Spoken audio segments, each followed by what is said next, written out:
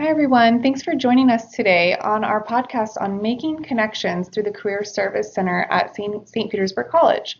My name is Jamie Fryer, and I work in the online office with students here at St. Pete College, where I assist students electronically working on their career and academic needs. Career Services is, of course, also available at almost all of our campuses. In the same area, you'll find academic advising. Our goal is to help each student prepare for life after college by introducing you to the various resources that we have at our disposal, which are geared toward building your employability with future employers. Let's go ahead and get started. So today, after this presentation, you'll be able to understand the differences between informational interviewing, job shadowing, service learning, and of course, professional associations. You'll learn how to use these tools to make connections in your field. So what does it all mean? What is informational interviewing? What is job shadowing and service learning? Let's expand a little bit. Informational interviews, of course, they're not the same as a job interview, but they are a great way to build a network of contacts in the field. It's designed to produce the information you, the potential employee, will need to refine your career path and determine if you have the skills necessary to be successful in this chosen career path. Throughout the conversation of an informational interview, you and your point of contact should have a highly focused conversation that gives you the key information you need to boost your career goals. Think about it like this. If you're committing your time and education to a specific career, you owe it to yourself to go beyond the textbooks, feedback of professors, family, and even friends to talk to people who actually work in the field today, and even better, if they work with the employer you're interested in working for. In sum, informational interviewing is a meeting where an interested student seeks advice on the career, industry, and corporate culture of a potential future workplace. Now let's take it over to job shadowing. Many students are familiar with what job shadowing is. It's not really it's kind of a no-brainer in a sense, but few students have actually completed a job shadow in their area of interest. So I just want to touch on this because it's a really great opportunity for you to really expand your professional network while gaining valuable experience. The goal of a job shadow opportunity is to follow a professional throughout their workday, and observe the company culture and job duties, and also to ask important questions that will help you decide if you're working towards the best career path for you. Some great questions you would ask are things like, what's your job like? What are the duties and functions or responsibilities of your job? Can you suggest some ways a student could obtain the necessary experience? What particular skills or talents are most essential to be effective in your job, and how did you learn these skills? And so on. A job shadow can last anywhere from a few hours to a few days, so of course, with a search online, you can find hundreds of great questions, but you won't be able to ask them all. So really, think about some really thoughtful questions that will help you expand on what you need to develop with your own career path. Again, the great thing about a job shadow experience is that they can last longer than that informational interview. So it's the best time to present the best you, so you can build on that network and expand the connections in your field. Ideally, and of course this is if you find the job will be a good fit after what you've learned, you want this employee to think of you if a job opens at their place of employment. So to shorten, job shadowing is an opportunity to follow a professional in the field and learn information about careers of interest so you can make an informed decision about your career goals. Let's take it over to service learning now. Not as many students are familiar with service learning. Basically, service learning it's a little bit more complex than just community service, so that's why we want to touch on this today. It is a great opportunity to integrate meaningful community service experience, but it's also in conjunction with enriching your own learning experience. It's a form of experiential education, so it's designed to enhance the student's academic development. There are three areas of service learning. There's direct service, indirect service, and then of course advocacy. So an example of direct service would be working with youth through education or recreational programs, for example. Indirect service is something like organizing or helping to organize a fundraising event. And then an example of service learning through advocacy would be, let's say, volunteering with a political organization, for example. To get started, you would want to find a location to volunteer at and ask if there is a need for the service you're able to offer. For a student in the business program with interest in marketing, this could be reaching out to a local business and asking if you can provide social media and marketing assistance.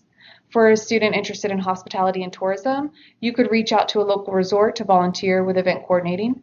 For a medical student, this could be volunteering at a clinic or doctor's office to file paperwork, etc. The possibilities are really endless with service learning because the great thing is with service learning, many local businesses need all the help they can get.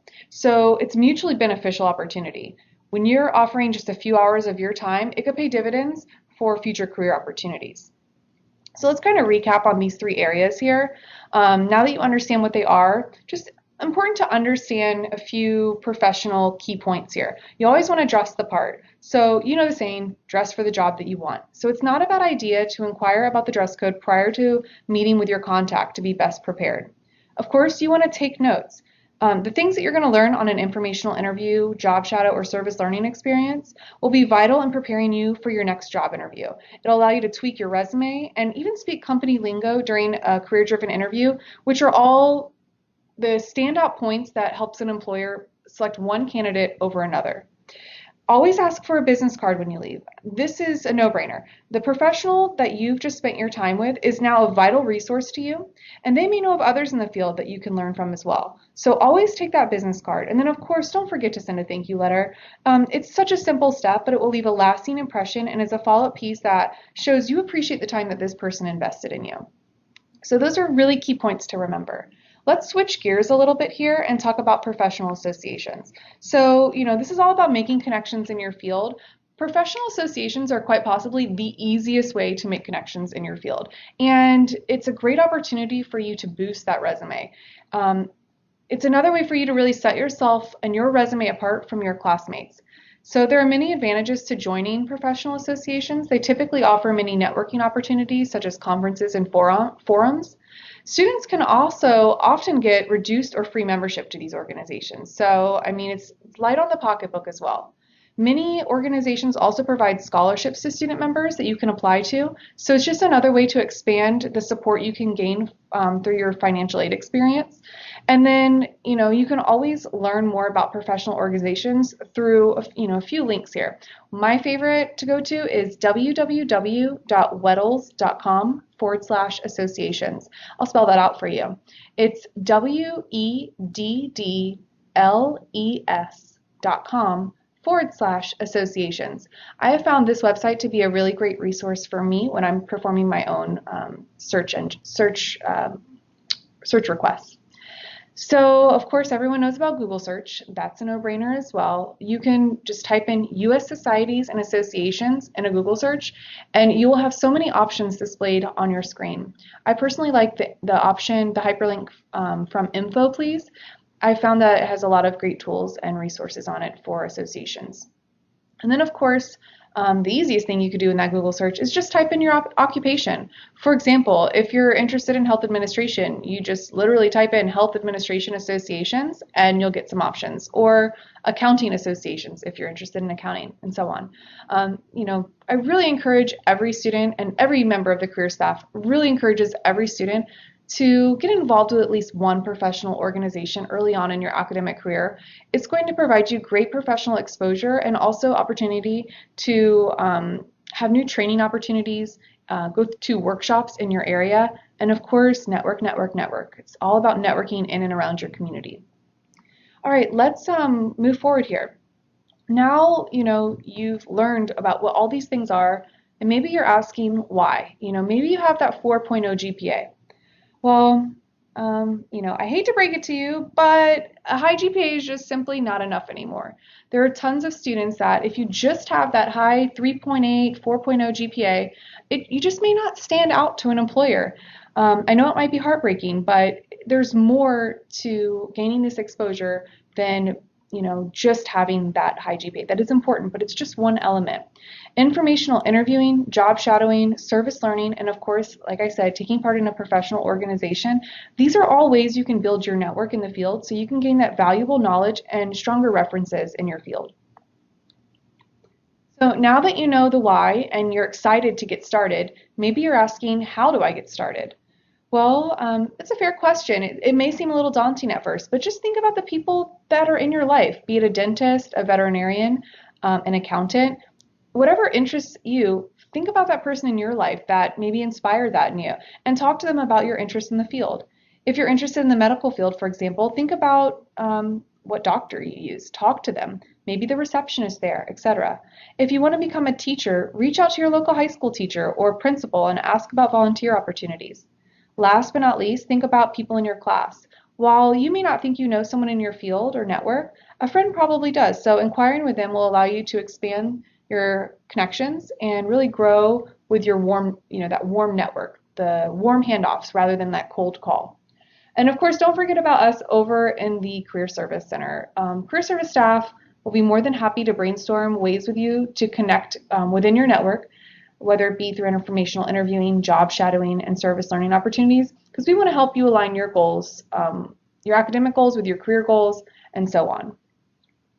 So, of course, we also, just to reiterate, we do have templates that are available to you as well for reaching out to these potential individuals, these potential professionals that you'll be spending your time with. You may want to send an email or a handwritten letter, whatever it may be. We do have templates that are available. Of course, there are some online as well, but we'd be happy to share what we have with you. So if you are interested in getting started soon, email me after this podcast, and I can share the templates that I have with you. Or direct you to someone on the career service team that may have resources that would best fit your needs. And you don't just have to reach out to me. You could reach out to anyone on the career service staff that you may already have a connection with. All right, so we've gone over the why, we've gone over the how. Maybe you're asking yourself now, when should I get started? Well, sooner rather than later, of course. That's always our answer. Our career service team has developed this nice roadmap for you to reference. Now, if you notice, this is built off a traditional student schedule, so we've broken it down from 0 to 60 credit hours. If you're a transfer student, that's okay. Think about this as a quarter by quarter breakdown of your collegiate experience. So in this first quarter, we really want you to start focusing on volunteer opportunities or a club and organization on campus that might interest you. Right away, we're thinking that first 0 to 15 credits or first quarter of your program, so you can start applying your skills and interests right from the start. And then once you get to that second quarter, that 16 to 30 credit hour mark if you're a traditional student, it's a good idea to get those activities and clubs on your resume. By this time, hopefully you've adopted some additional responsibilities for these clubs, so you'll really be able to beef up your qualifications. And then, of course, once you hit that 31 credit hour mark or that halfway point, this is the best time to start getting experience in your field. It's ideal for you to dive into those service learning opportunities, informational interviewing, and or job shadowing. The great thing about this is if anything changes after these events, let's say you do, a job shadowing experience with a nurse, and you decide right at the end, man, I just know this is just not the path for me. You've not come so far in your academic experience that you're setting yourself back too far. You're not creating too many roadblocks. The same breath, if you've found that it is interesting, you've still gained enough of a strong enough foundation to ask informed questions relating to your interests while you're with this professional.